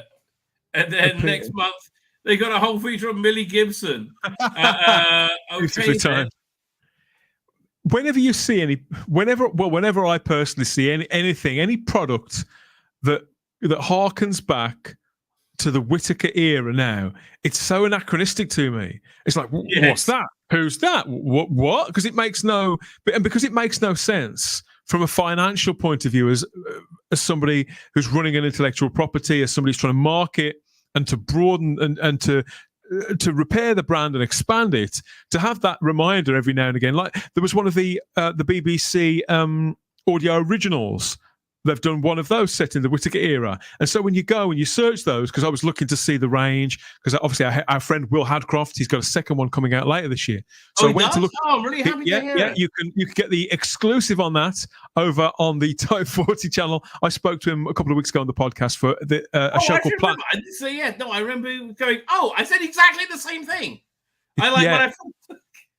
Yeah, it's called Plant Life. So go and find that. But but I went looking there, and you see all these covers, and you think, oh, that one looks, and then in the dead center of it, there's this one with the Whittaker on it, and it just looks like it just doesn't belong. It's really anachronistic. Weird. And they worked so hard to legitimize it. By the way, I was very. This is the reason I bought this series. And I'm loving their new release policy of like $10 a month for one disc. Makes much more sense. Well, the difference is we don't have money like we used to. We used to be able to drop $30-$40. Now we can drop 10 if we're lucky. I noticed over Sabbath I was reading a cover of SFX from like 2013, and oh man, it was all super excited because Disney just bought Star Wars and like, oh, this is going to be the greatest ever, right? Like we all thought. But the thing that blew me away was the number of ads that were in the magazine, which you just don't have anymore, right? Anyway, I'm very glad they are continuing with Jonathan Carey's War Doctor, even though I wouldn't say this is a genius, but I think the craftiness of this at this precise time is just as you've said, to restructure it and to offer them at this price point. It's almost enough that they could be an impulse buy. I think £10 is still a lot of money in some respects, but it's the $10 magazine. Yeah, exactly. So you look to yourself, you think, oh, $10.99. Maybe I've got a bit more this week than I thought I was going to have, or I've got a bit more left over at the end of the month. I'll buy that $10.99, $11.99. It's cool. It's going to add more to my life at this moment than it's going to cost me. I'm not going to be looking at my bank statement and think, what was that £40 for? Oh, yeah, that box set that I've only listened to half of. This is something that I actually want. Yeah, you get to ease in gently. This new pricing structure makes me want to buy the Star Cops one that's going on as well now, and mainly because they have good covers. I mean, tell you the truth. Yep. So anyway, so with this we have Morbius Rises. This is part of the Dark Gallifrey series. Do we have the little video for it? So they released information about this, and we know it's gonna have Morbius, War Doctor, War Master. Who else is there? Meddling Monk, probably Meddling Nun. I think is confirmed. Oh God. Which I'm like, yeah, I'm skipping those discs. It's like, oh God, it's so badly cut. See, that's something that Suze Kepner could have actually have done. You needed you need somebody who has a comedy background to play the meddling monk, but like, no, let's just get anyone who has a vagina, right? Which basically what it's like nails on a chalkboard. I think misses it, but I think they're bringing in the 11. All the bad guys. Anyway, so the first box set, not box set, the first series it's a bunch of 3-episode miniseries. So the first miniseries is based on Morbius, as we know, who categorically proves that Joe Martin was the Doctor, as they say, relentlessly, right? So this is not the first time he's played Morbius. He also played him, I think, very well in Vengeance on Morbius, an 8th Doctor release. So look, I'll show you the cover. Yeah. I mean, this was such a great era for Doctor Who. So this was, wow, look how long ago. It was like 16 years ago. Wow. But yeah, I think I liked his portrayal of Morbius. It seemed interesting, original to fit. Fine. So Sammy West stars in the first trilogy of the full cast audio dramas, kicking off Dark Gallifrey, Big Finish Manus' new writer-led event series, being in April 24. I like they say writer-led. I think that's something that hasn't been happening for a long time. The Tyrant Morbius plays an important role in the history of the Time Lords. His attempts to scrap their non-interference policy in favor of military conquest set Gallifrey in the First Civil War. Although Morbius was defeated and executed, it takes more than death to keep a bad Time Lord down for long. Viewers of Doctor Who's first encountered him, 70s, blah, blah, blah. He came back. They brought Samuel West back in Vengeance on Morbius in 2008. Now West reprises the role of the warmongering despot in 3 brand new audio adventures in the first trilogy in this epic Dark Galaxy. So let me ask you a question. I would have thought they would have started off with a much more established bad guy. This is kind of like he's had one appearance before, right? I would have thought they all start off with the Jeffrey Beavers Master series or some kind of like some much more recognizable person. Man, it's a shame that what's his name? Valiard just passed away. Yeah, Michael Jaston. Yeah, Michael Jaston. He would be. I love his voice. Oh, in fact, logically, he would have been the ideal person or the ideal character to lead a range like this, to bookend a range like this. Yeah, I agree with you. Listen, any Big Finish release he's in playing it's so worth it, right? I like so they finally released info. It's first one's by Tim Foley. I think he's done good work, right? I think there's been a lot of very solid stuff coming. Yeah, let's have a quick look. So the work he's done. Doink. Hang on. Who's got another Once in Future coming up? Okay, we're going to look at the covers in a minute. Fine. So we did this Sontarans versus Routons, Children of the Future. Very good. You can't really blame him for what's the name of this companion? Audacity. Look, I guess the writer's got it right. That's a job he gave him. I haven't listened to a lot of these ones. Angels and Demons. Solitary Confinement was okay. Look, basically, the stuff he does, I don't hate. So that's not a block, right? The time has come at last for the last battle, Time Lord battleship, the Proteus, to leave the planet Karn and return to Gallifrey victorious. But her voyage home will not be easy. The captain is sick, the crew is restless, and there's dark forces lurking beneath the hull below. So that sounds like that Dracula, Voyage of the Demeter kind of thing going on in space. Yeah. Here's the trouble. Look at this. Shockingly, I mean, this really makes me not want to buy it. Yeah. It's really awful, right? And it's like, oh, look, it's lots of girl bosses. God, it looks awful. I don't know, but is it worth no? Apparently, I already bought it. Right? Well, is it worth saying no on this one? Given that this is an experimental line that's got its own flavor, its own USP, it's obviously a big commitment they've made to put this stuff out. This is an ambitious pattern. Right. To go for covers that are forgettable at best, bloody awful at worst. This is more likely to put people off from buying them. Yeah, it's like it's really shocking. And at a time as well, mate, where they've actually, in the last 18 months to 2 years, there's been more innovation with Big Finish covers than there have been in a long time. So they've got a lot of interesting artists doing some kind of left field things with some of the cover art on, for example, those multi-sets audio books, the Jacqueline Rayner one that's on about 10 discs.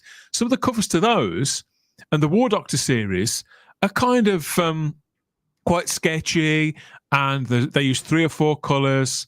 They're almost impressionistic, and that would be ideal for something like this, for something that's of its own, that's supposed to be of its own world. And so to just trump out generic Photoshop stuff like this, well, not and hardly the best examples of that kind of bad world. Generic Photoshop. This looks like it was done in like the 1990s. It was so. I mean, this is the only cover that this is the same cover designer. This looks like somebody. Okay, so this Caroline Tankersley is finally getting the hang of it. Got a bit of Tom Baker in this apparently. There's so much going on there, but this is by far the best one. Yeah, I mean, by far the best one. They're right. They're right to have Sam West. If you've got an actor like Sam West playing a part like Morbius, they're probably right to have him on the covers and to have him recognisable. Yeah, but what the hell? I mean, here, let's look at any other cover. Even the shit one, Classic Doctors, New Monsters. Look, this is better. They're all better. Yeah, I quite like these. Cover, by the way, I love this cover. Looking forward to this release. You know what would help? What would help them, I think, is if I don't know how tightly bound they are by the style guide, but I think what would help them and the book range is if they were permitted to use the diamond logo or that logo, but not have it always be in blue. If they just use the whiteout one, would probably help. Yeah, I was going to say, especially Dark Gallifrey. You could do a dark one, a blood red one. But yeah, no, those covers are. I mean, look, compare this cover. This cover's awesome. Really cool. Really beautifully done. Yeah. Not I don't know. I don't. Is it obligatory that there is a that's a black woman on every single one? Because otherwise we're all racist, right? So fine, okay. So when the disaster strikes the Proteus, and this is part 2, Captain Argento and her crew must Can I have a male captain one fucking time? Must fight for their lives and the fate of all Time Lords. What is out there on the eyes? Who hides the impossible temple? As losses shift and secrets emerge, the cult of Morbius lies in wait lies in wait to bring about the General's return. Okay, well, why haven't we had Samuel West in the Time War series? Right, it would have been like that makes no sense. Morbius has been brought back to life in part 3 on the Isle of the Dead, but a desperate Captain Argento has. It sounds like it's about Captain Gento. Has called for their help and receives an unlikely ally. It's a stranger who knows Tyrant Old and the only one who can put his plans on ice. Perhaps even the Doctor can't stop the threat of Dark Gallifrey. Oh, I wish they had better track record. I've already ordered the first one. Yeah, I think this sounds. Just this chunk of it with Sam West sounds pretty good, and that's true. And so their ambitions for Dark Gallifrey generally, I'd like to think it's going to deliver, but they've set themselves up. It's a bit of a tall order, and to deliver it they're delivering it all over a 2-year period, isn't it? It's not all this year. It's something that's going to roll on. So perhaps they will have time to create something that does feel and flow and end in an effective way. My fingers are crossed for them because I want Big Finish to endure and to continue. But I don't know. I think it'll depend on how quickly the second miniseries comes afterwards. If it arrives the next month, it does. It does. No, this is like a regular release now. So so talking about the experimental release. So let me just download this. Look, I hope this is going to be like this, right? Which I think is one of their big successes of the last few years. This Unbound series with an alternative War Doctor, an alternative Sixth Doctor War Doctor. Yeah, 1 second. Oh no, I didn't buy this one. I've got all the other Unbound. Oh no, this is really good, right? This is it. Let me show you the trailer. Good. It's really good because it's so incredibly invented. Oh man, those covers really put me off.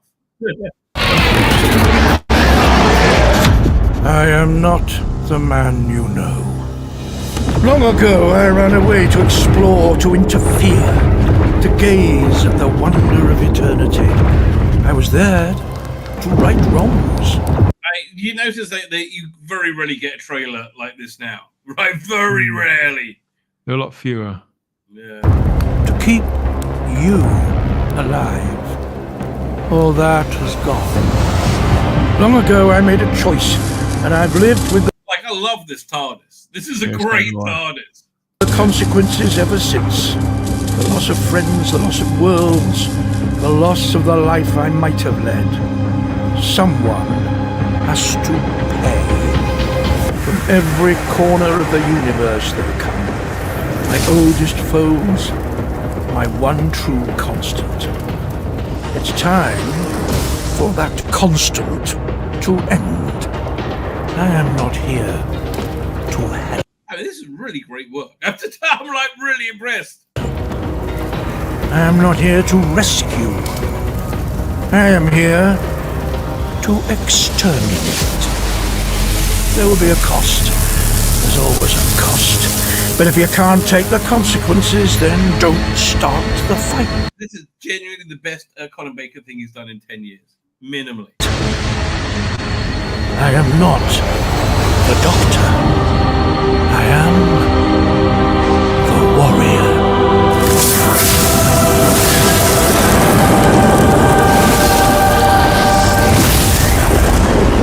Still was in the Jodie logo. And I will destroy them all. Yeah, I thought that was yeah. I remember reading about that and thinking it just wasn't for me, but that trailer was fantastic. Yeah. Falcon says Gallifrey will not be on a shopping list. Let's have a look. Go back to news.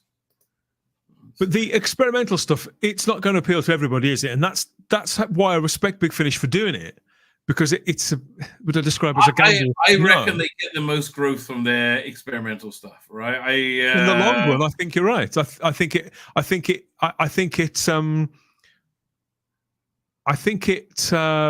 generally speaking sort of gilds their reputation a little. Where if you have a couple of stories come out and they've done something sort of really woke or on the money or with a Doctor that everybody loves, and you think, oh God, this is all really quite cheap and obvious stuff and typical of the current day. But then on the other hand, they're making choices like this and pushing an envelope of sorts to do something that's really niche.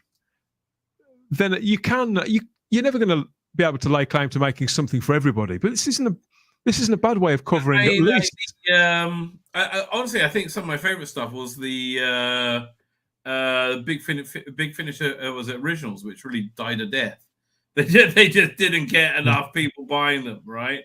Also, 8th of March is finished. By the way, apparently, I have a source telling me that Warner Brothers have made a cash offer for the Star Trek IP including paying off Kurtzman and Secret Hideout, and the was it? And if they buy it, Legacy will happen, but as a sequel to Next Generation rather than what it is right now. You see, I would like to believe that that's true, but I can't understand how Warner Brothers could seriously entertain doing something like that when they themselves are in the process of either just money bought or about to be bought. It just seems really unlikely. It just seems completely unlikely to me that that's. Yeah, but I can't really argue with that. At all. I think we've spoken before about this, in that current Star Trek, television Star Trek as it exists now, has the feeling to me of being in its final throes. Yeah. I think the end point will be the section whatever it is movie. The fact that they didn't make a series of that it is just a movie. The fact that Picard has ended. The fact that they haven't commissioned Legacy when when Picard season 3 just won all those awards. The fact they still haven't commissioned Legacy. The fact that there's no. I mean, that Starfleet Academy thing, which is supposed to be a sequel to Discovery. Oh, please stop! It's the Tilly series. Are you out your mind? They tried to cancel Prodigy, but they. From what I understand, though, the only reason it is sort of carrying on is because they've all the assets. They can use them and make more relatively cheaply to get it onto a streaming platform, so that it's more content that's marketable for a longer period of time. Lower Decks has got to be in its final throes as well. It's been running 4 or 5 seasons. Strange New World. Painful. I am covering Discovery though when it comes back. God help me. You're a very, very brave man. Nobody else can do it, right? No, really, nobody else can do it. It's that bad. Literally nobody else does do it other than you. It's unbelievably bad, right? And it just gets worse. I was tempted to go back and watch the seasons after I jumped and to catch up and to be there for the end. No, but it really gets worse. Yeah. The only way it can end would be any good is if it pulls back of after saving the universe again, and it pulls out of this all their mind's eye, and she's in a straitjacket in a Federation facility, right? Because she's completely incurably insane and thinks she's the savior of the universe. Oh God, I hate it so much. Do you have anything coming up this week? No, yeah, well, I do, but I don't. So I've got nothing I can speak of at the moment. Because I say I've been offline for 2 days, so usually I've got something else ready to go by now. Did you see the Ian Levine Dalek Master Plan? Did I see the Ian Levine Dalek Master Plan? No. Okay, so this is his new way of his resurrection, is doing AI. I don't think it's that successful. But again, part is definitely in the right place. Oh, is this? I think I have seen this actually. Yes, I have. Yeah, I did see this yesterday. Yeah, it's not overly successful. It's nearly there. It's getting there. Getting there. I didn't realise that was Ian that was involved in that. Somebody else shared it to me from somewhere else, so I had no idea that Ian was involved. If people have the burning desire for more classic Who Talk from myself and some really good close friends of mine, then please head over to the Type 40 channel and get caught up with Type 40 Live and the Robots of Death, which we did this simply because people who watch our channel, listen to our podcast, this has been for 2 years now, the classic story people have been asking us to review. So we thought, give the people what they want, Rabbi. Give them what they want. Bums on seat, laddie. Bums on bloody seats. You're right, mate. And so it's a long-form, deep dive review of that classic story. Very, very personal comments from everybody on the chat and the people who watched live at the time. But it's prefaced with a tribute to Pamela Salem, a much-loved British character actress who obviously was in that story, and a couple of other Doctor Who stories. So we give a nod and blow a kiss to Miss Salem there before we get stuck into that classic Doctor Who story. So please head over there and fill your boots. I'm sure. I actually, something really disappointing. I'm trying to find. Oh, here it is. Let me just open this up. Something really disappointing was that Big Finish did a whole series set on Calder City. Not Caldor, in Caldor, like a sequel to Robots of Death, and it wasn't very good, right? It was however, several years earlier that you had this one come out. Did you ever see this or hear about this? Oh, now this wasn't Big Finish, was it? But somebody's very nicely put some new artwork together. I did hear some of these at the time, but this is 20 years old at least, isn't it? It's so good though. Oh my god, it was good.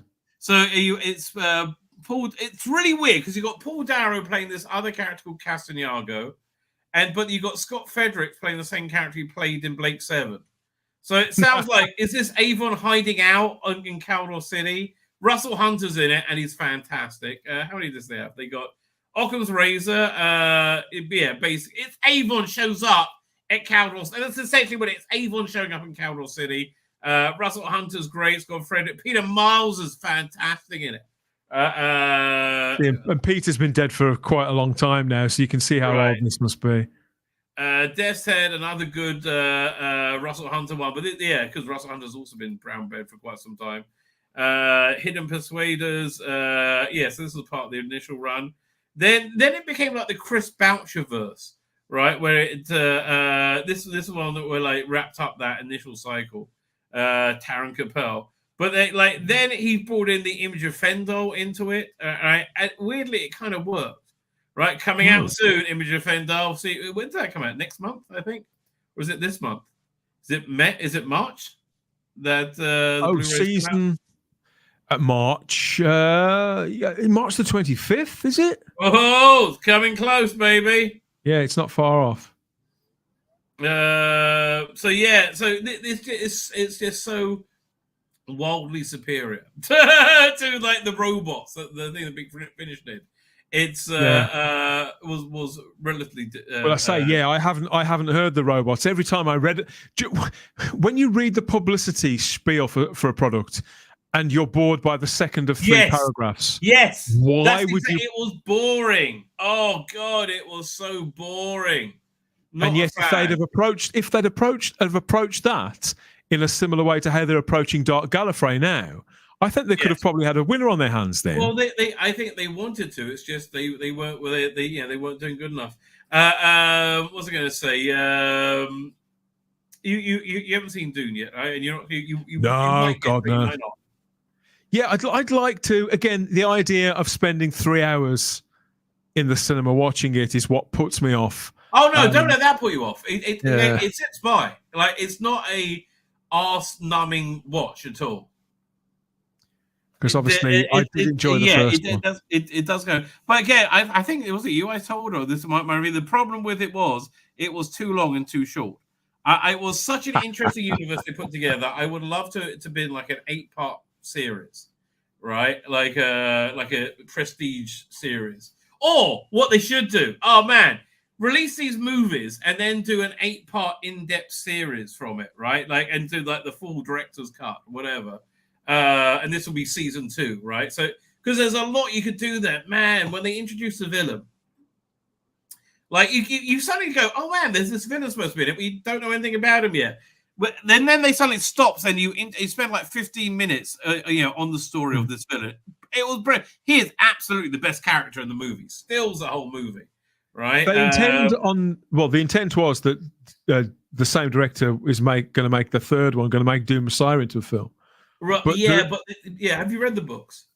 I only read up to Doom Messiah. I'll be honest, the books bored the pants off me. Oh, I see. That's when I was in.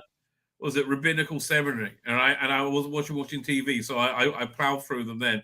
So here's my biggest problem with it is that Dune is written as a standalone novel. They didn't know they were going to do sequels, right? And so at the end of Dune, you have a conclusion. You feel like it's wrapped it up, right? It told its story. But with the movie, they changed things to set up a sequel, which seems is going to deviate somewhat more from the source material, and it leaves you with a incomplete feeling, which really upset me. Okay. So also, if they were going to do that, I would. But see, this is about wanting more. Wanting it to be more. I would let they bring in the face dancers in Doom Messiah. They could have if they're going to integrate it all together. They could have brought those in already, right? Reference them. I would like to know more about the Spicing Guild. I would have loved to spend more time with Christopher Walken's Emperor. I think there's a lot of stuff that was. This was Game of Thrones in space, essentially, right? And that's why I think it could have Game of Thrones when it was good in space, and I think that's why it had a lot more room to breathe. Shame, I could have done with. I'm going to buy it, right? I bought the first one. I'm going to buy it. I'm going to watch it again. I'm looking forward to the next one, even though he might wait like about 5 years. He might do like another 2 or 3 movies in between the next one, which is fine. I'd say he'll make something else first and then come back to it. Right. But it's history will call us wives. It would be great if the same director, ideally, but the same team made films of all of the original the Frank Herbert books. That would be quite cool. I'm amazed that again, Big Finish or any audio company haven't done an adaptation of the entire range of the entire Dune saga. Because you have like in the later books, which you didn't read, there's like it goes forward about a few hundred years, and then thousands of years. But they have great characters in later books, but they're like essentially played by the same actors who played like you have a character who looks just like Leto Atreides. So you have to bring back Oscar Isaac, but if you do an audio adaptation of it. All in one go, you get the same actors, right? And you can carry it over. Fine. Sci-fi, yeah. Leads itself well to audio, doesn't it? God, yes. I'm going to wrap up. I think I might go to cinema and see Ghostbusters this month, but other than that, I will absolutely see Ghostbusters. You know why? Because it's a fun cinematic experience. What else is there anything else coming out? There's I honestly don't know. But as you know, I rely on you to catch me up on these things, particularly, which is ironic really, because you were away for the Sabbath, then I was off. We both come back down to earth on a Sunday and sort of try and catch up, see what we've caught between us. Not very much at all. Well, not much is going there. Fine. With that, ladies and gentlemen, I think I'm going to wrap up. Please come back on Tuesday for more cyber filth. I like to call it pure cyber filth. And then don't be shy to toddle over to Type 40 on Thursdays for what's it going to say? Balanced commentary, right? I do like your balanced commentary. We do try. We do try. People say this all the time, and as long as it's never bland, that's the we. No, it's not, because I do like the balance of voices, right? I like I like older and younger. Like Charlotte interacting with what's he going to say? Does the diary? Yeah. Oh, Simon. They're not in. No. Charlotte interacting with Ed is like, well, do you want to be a little bit happy about something? And it's like, no. Everything's bad. Leave me alone. Leave me alone. I'm good. I'm out.